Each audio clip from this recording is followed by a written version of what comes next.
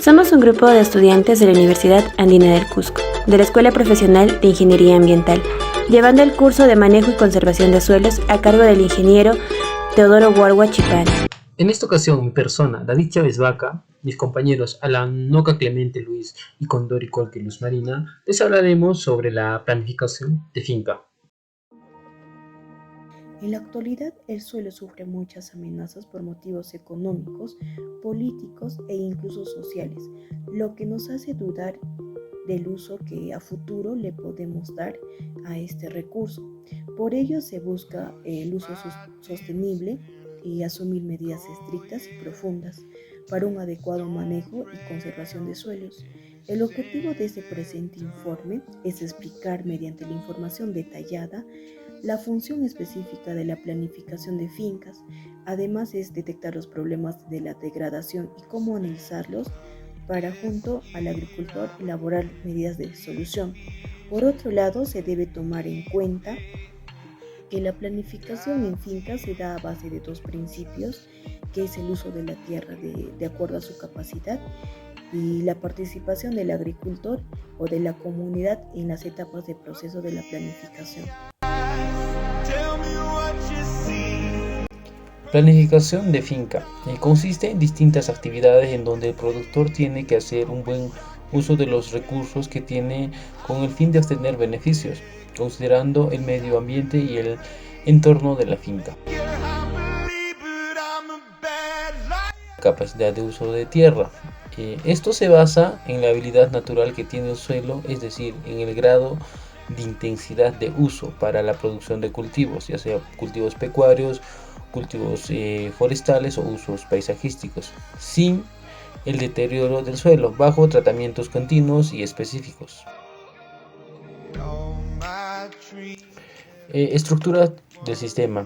Se basa en tres capacidades de uso de tierras y estos se dividen en tres. Primero tendríamos clases de capacidad de uso. Son los grupos de tierras que tienen condiciones similares en el grado relativo de limitaciones y riesgos de deterioro para el uso sostenible. Como segundo tendríamos subclase de capacidad de uso. Son grupos de tierras dentro de una clase con el mismo tipo de limitación. Y por último tendríamos unidades de manejo, que son subdivisiones de la subclase.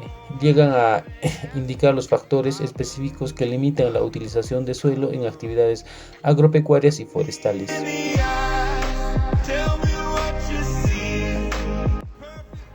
Descripción general de las clases de capacidad de uso. Cuenta con 8 clases. Se muestra el aumento progresivo de limitaciones para el desarrollo de distintas actividades. Clase 1 tendríamos tierras con poca o ninguna limitación. Dichas limitaciones se presentan en tierras con superficies planas sin erosión, con suelos de textura media, sin efectos adversos por neblina o viento, entre otros. Luego tenemos la clase 2, que son tierras con ligeras limitaciones, aunque estando solas o combinadas pueden llevar a reducir las actividades que se pueden hacer o incrementar gastos. Esto es debido a la necesidad de realizar prácticas sostenibles. Dichas limitaciones se presentan en tierras con relieves levemente ondulados, textura fina, con condiciones de neblina y vientos moderado, entre otros. Luego tenemos la clase 3, que son tierras con moderadas limitaciones, estando solas o combinadas de igual manera limitan la elección de cultivos e incrementan el costo. Dichas limitaciones se presentan en la tierra con relieves moderadamente ondulados, erosión sufrida, ausencia en condición de neblina y viento moderado, entre otros. Luego tenemos la clase 4. Tierras con fuertes limitaciones, estando solas o combinadas, llegan a restringir la vegetación. Dichas limitaciones se presentan en tierras con erosión sufrida moderada, textura muy fina y el suelo y subsuelo, entre otros. Luego tenemos la clase 5, que consiste en tierras con severas limitaciones en el desarrollo de cultivos anuales, restringido para pastoreo o manejo de bosques naturales. Dichas limitaciones se presentan en tierras con pendientes inferiores a lo que es el 15%, con textura fina o gruesa en el suelo o subsuelo, entre otras. Luego tenemos la clase 6, que son tierras usadas para producción forestal o permanente, aunque requiere prácticas intensivas de manejo y conservación de suelos y agua. Dichas limitaciones se presentan en tierras con erosión sufrida severa, textura fina o gruesa en el suelo y subsuelo. Luego tenemos la clase 7. Tierras con severas limitaciones. Solo se permite el manejo forestal. Dichas limitaciones se presentan en tierras con erosión sufrida severa, textura fina, gruesa en el suelo y subsuelo. Y por último tenemos la clase 8, que son tierras no aptas para actividades de producción agropecuaria o forestal, entre otros, usadas solo para la preservación de flora y fauna, entre otros.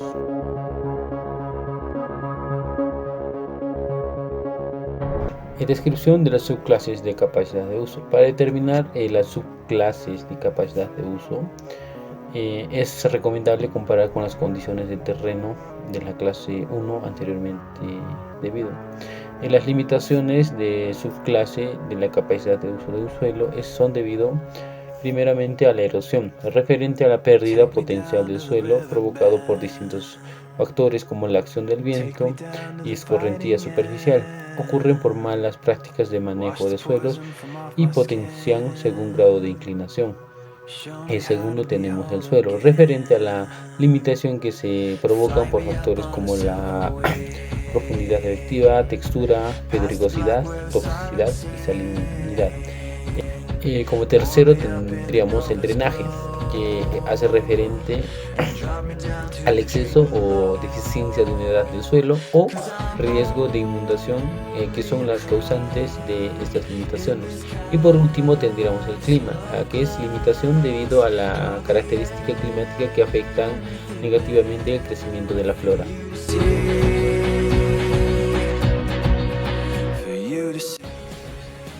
Unidades de manejo. Llegan a indicar los factores específicos que limitan su utilización en actividades a realizarse. Son tierras homogéneas como para requerir sistemas de manejo y conservación que permitan obtener respuestas. Para definir los factores de limitación específicos se debe considerar lo siguiente. Se comparan las condiciones ya establecidas para la clase 1 para detectar los factores de mayor limitación. En cualquiera de los casos, las limitaciones tienen las secuencias de E, S, D y C, que vendría a ser la erosión, suelo, drenaje y clima. Parámetros para la evaluación de capacidad de uso. Dentro de ella tenemos la erosión y en ella la pendiente.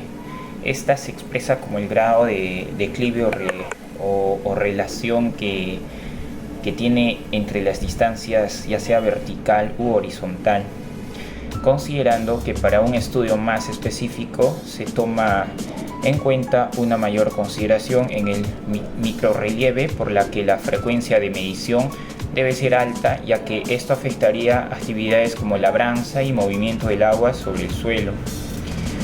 Hay diferentes categorías de pendiente en función del relieve, que es, por ejemplo, el plano o casi plano, ligeramente ondulado, moderadamente ondulado, fuertemente ondulado, escarpado, fuertemente escarpado. Erosión sufrida. En este caso es el daño visible a causa de la erosión acelerada. Si se quiere medir el grado de erosión, se debe observar en el campo. Hay diferentes categorías de erosión como la nula, ligera, moderada, severa y muy severa. En cuanto al suelo, se debe tener en cuenta la profundidad efectiva, que es el espacio básicamente de penetración con obstáculos por parte de las raíces. A mayor profundidad el suelo presenta que la retención de humedad es mejor. Ahora, la textura del suelo, esto clasifican al suelo según la granulometría de sus componentes, que son arcilla, limo, arena o gravas. Dentro de pedregosidad, la pedregosidad es la cantidad de piedra o fragmentos de estas que se pueden encontrar en el suelo, encontrándose 6 categorías. Y en cuanto a fertilidad, consideramos a un suelo fértil cuando la profundidad permite un buen desarrollo de las raíces, conteniendo los nutrientes necesarios para las plantas.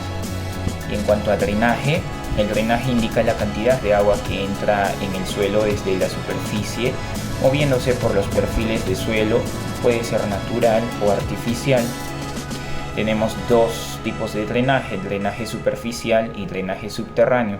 En cuanto a drenaje superficial, elimina el exceso del agua mediante zanjas que llevan el agua hacia un desagüe, facilitando esta acción la pendiente de la zona.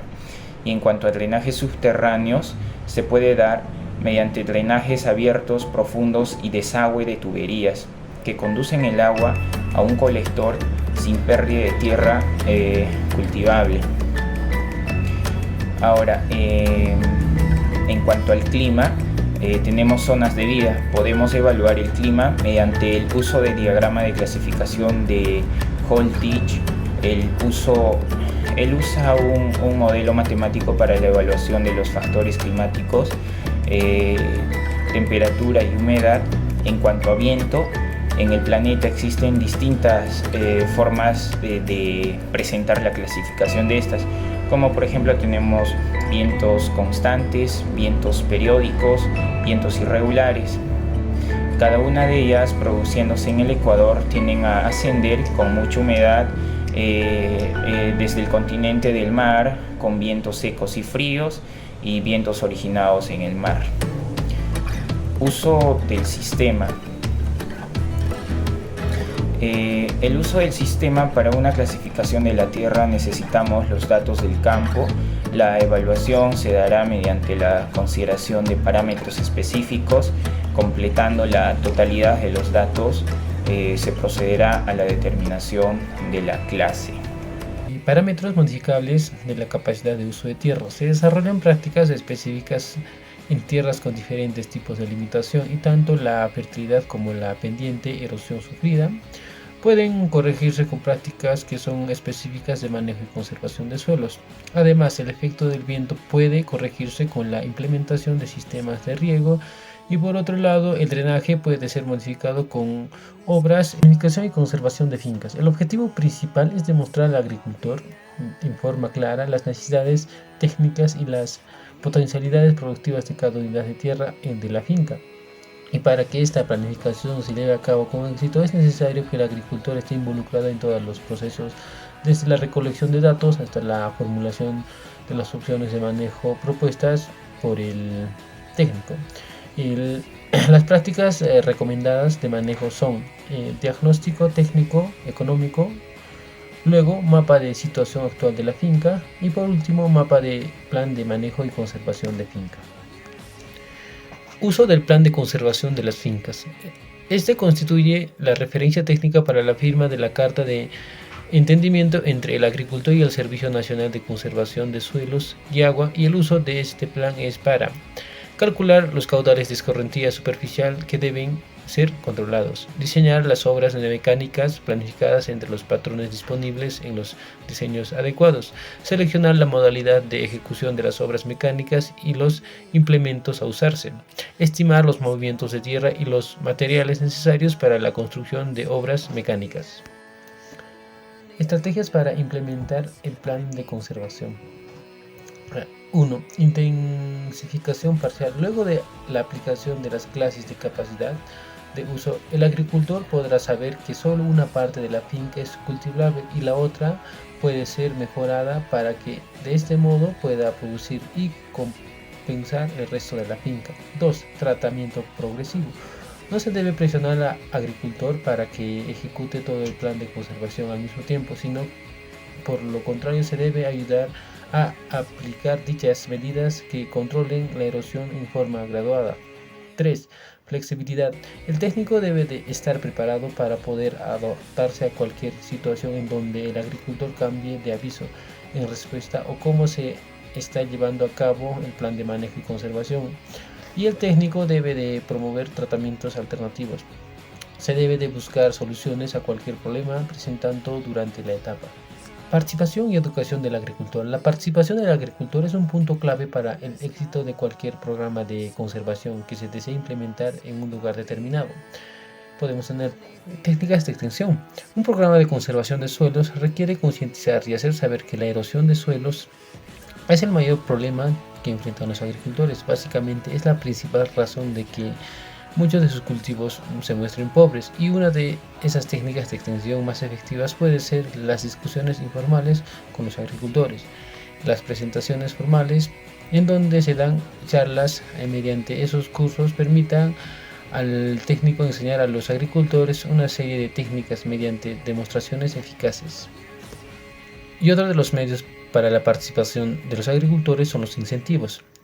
Entre los incentivos para la conservación de suelos están los alimentos por trabajo, dando crédito de semillas y fertilizantes al agricultor, de modo que se logrará que los agricultores lleven a cabo prácticas de conservación de suelos. Conclusiones. Se puede concluir que para la planificación de fincas se considera conocer de manera esencial la capacidad de uso de suelo, para ver las limitaciones del terreno para producir de forma sostenida. Para ello se conocen 8 clases. Dentro de ellas están con ninguna, con ligera, con moderada, con fuerte o con severas limitaciones para las actividades agrícolas, pecuarias o forestales, como se explican en el trabajo. Como otro punto vamos a tener, dentro de los parámetros que se van a considerar para la evaluación de la capacidad de uso, un punto a resaltar es la erosión, de lo que se debe conocer las categorías como nula, ligera, moderada, severa y muy severa, que se observó en el campo. Por otro lado, la importancia de la textura para una adecuada planificación de fincas permite conocer la proporción de las partículas del suelo. Además que debemos tomar en cuenta que el grado de la pedregosidad, las categorías de drenaje para conocer la rapidez del desplazamiento de agua y el riesgo de inundación.